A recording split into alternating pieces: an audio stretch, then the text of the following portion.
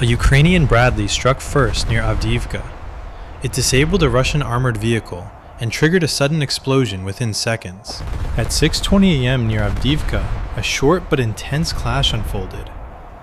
A Ukrainian Bradley infantry fighting vehicle advanced with UAV support. It engaged a Russian armored carrier at a distance of roughly 500 to 700 meters. Within less than 1 minute, the vehicle was hit and disabled, followed by a fuel explosion. 2 minutes later, a second Russian armored vehicle moved in to reinforce the position. It was also knocked out before infantry could deploy. The entire engagement lasted under 5 minutes.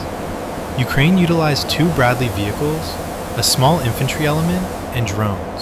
Russian forces relied on armored carriers, infantry, and artillery positioned several kilometers behind the line.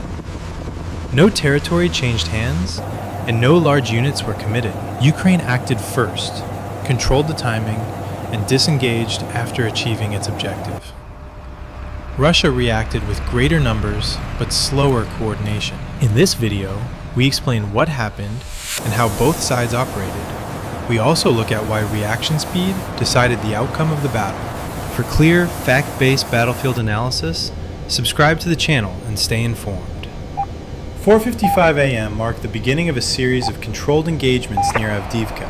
At that time, Ukrainian units initiated short forward movements. These were designed to trigger Russian reactions without committing to prolonged contact. Most engagements lasted between 5 and 9 minutes. Ukrainian elements advanced along covered routes, engaged briefly, and withdrew. They pulled back before Russian artillery could establish precise targeting. During these encounters, at least 1 armored vehicle was disabled. Multiple Russian infantry groups were forced to halt in open terrain for 12 to 18 minutes. They were unable to advance without significant exposure. Russian responses were present, but uneven. Artillery fire typically began 3 to 6 minutes after movement was detected. The shells often landed wide of the initial contact curve of points. Sevastopol Harbor. Reinforcement attempts were conducted in small elements, limiting their overall effect. For Ukraine, the objective was not to hold positions or inflict heavy losses. The purpose was to assess reaction speed, coordination, and decision-making under pressure. Each contact provided information on how quickly Russian units could respond. It tested whether their support systems were properly synchronized. By the time the main engagement unfolded later that morning, Russian forces had already expended time and ammunition. Their attention had been diverted by repeated alerts. Ukraine retained the initiative and maintained flexibility. This sequence shaped the conditions for the decisive clash that followed. Around Avdiivka, both sides entered the fight with different goals. Understanding those goals explains why the clash unfolded the way it did. Russian forces aimed to push forward in short steps.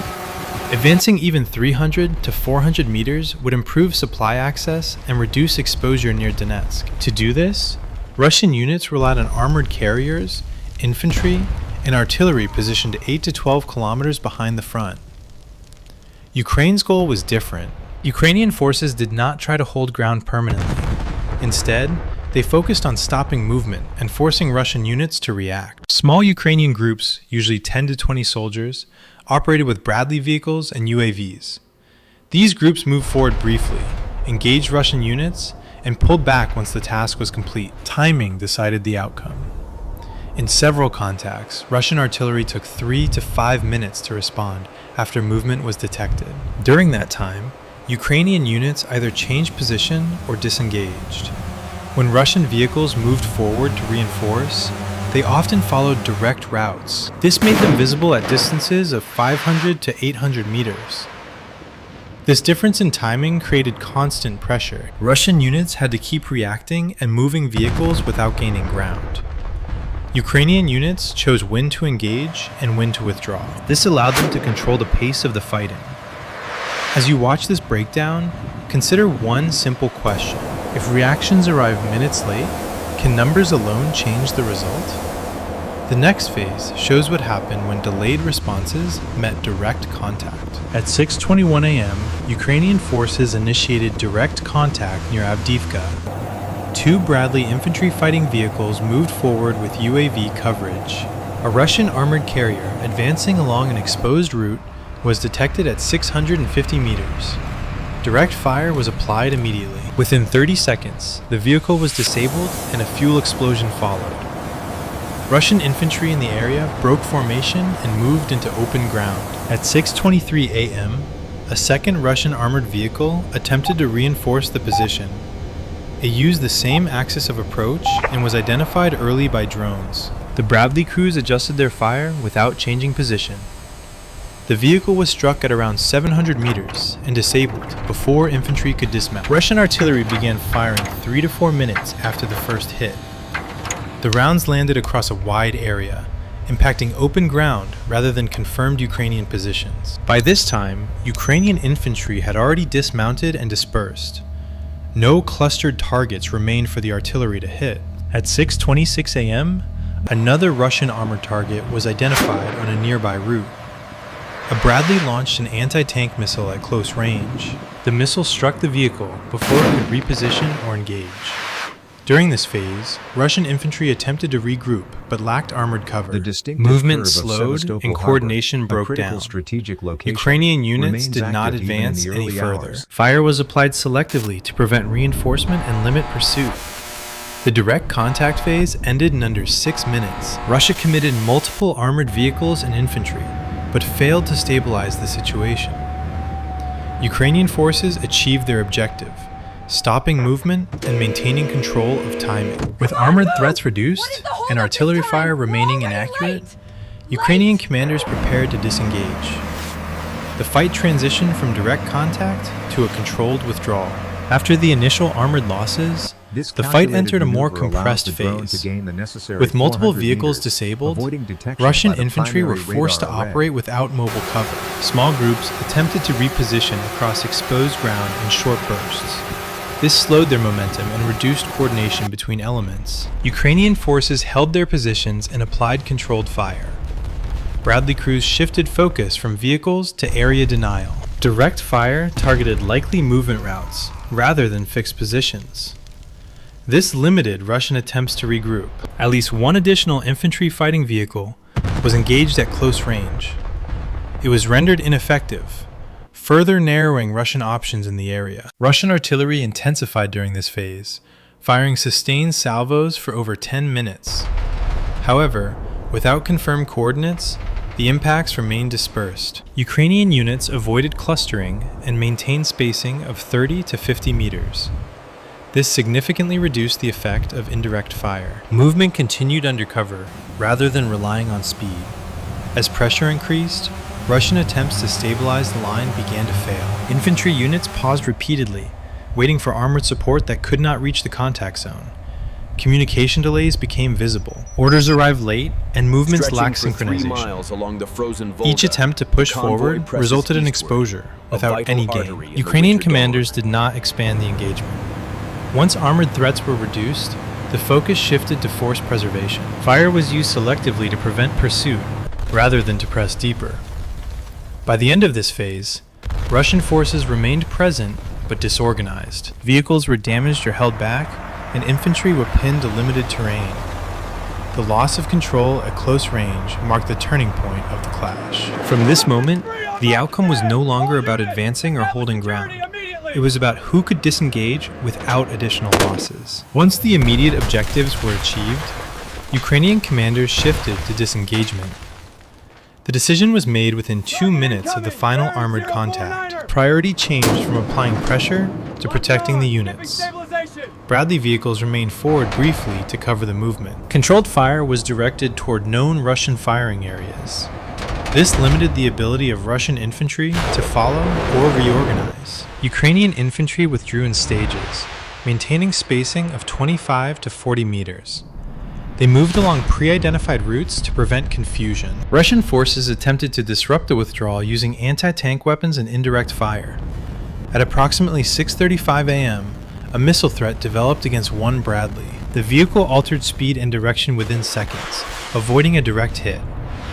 Moments later, mortar rounds landed near the previous position, confirming the accuracy of the maneuver. Despite being forced to stop, the crew remained protected inside the vehicle.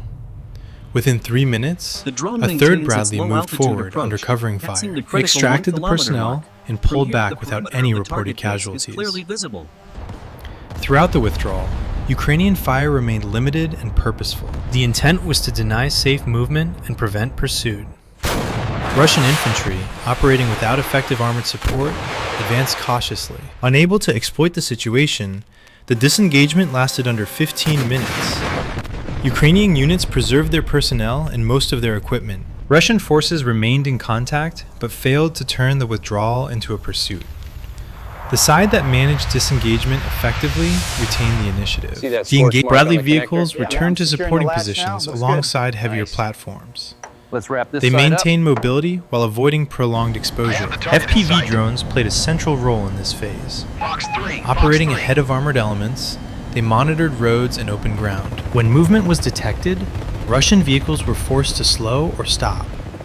In several cases, Russian units paused for up to 10 minutes to reassess their routes. Each delay reduced the chance of a coordinated response. Russian forces faced a narrowing set of options. Concentrating units increased visibility, while dispersing them reduced combat power. Artillery remained active, but continued to land broadly rather than decisively. Attempts to push vehicles forward were cautious and fragmented. Ukrainian armor advanced just far enough to threaten key lines, then shifted position. Fire was applied selectively, aimed at denial rather than seizure. Over the next 2 hours, this pattern forced Russian units to reposition repeatedly. Ammunition was expended, vehicles were held back, and the tempo slowed. Ukraine did not escalate the action into a large offensive. The objective remained control, not occupation. By keeping engagement short, Ukrainian units preserved their personnel and equipment. The result was not a dramatic change on the map, but a change in rhythm. Around Avdiivka, the fight became about managing time and reaction speed. Repeated pressure replaced decisive blows, and that shift defined the outcome. The fighting did not produce a breakthrough, but it revealed something more important. It showed how control of timing and information can shape an outcome with small forces. Ukraine did not rely on mass, but on striking quickly and disengaging. Russian forces responded with larger numbers, but coordination delays reduced their effectiveness. Each reaction arrived later, cost more, and achieved less. Fighting is no longer just about holding ground at any price. It is about forcing decisions and exposing slow reactions. If this approach continues, battles on the Donetsk front may be decided by who controls the contact. That shift changes how resources are consumed and how risk is managed over time. Now, we want to hear from you. Do you think this style of fighting can continue without escalation, or does it eventually force a larger confrontation? Share your thoughts in the comments. If you want more clear, fact-based battlefield analysis, subscribe to the channel. Stay with us for the next breakdown.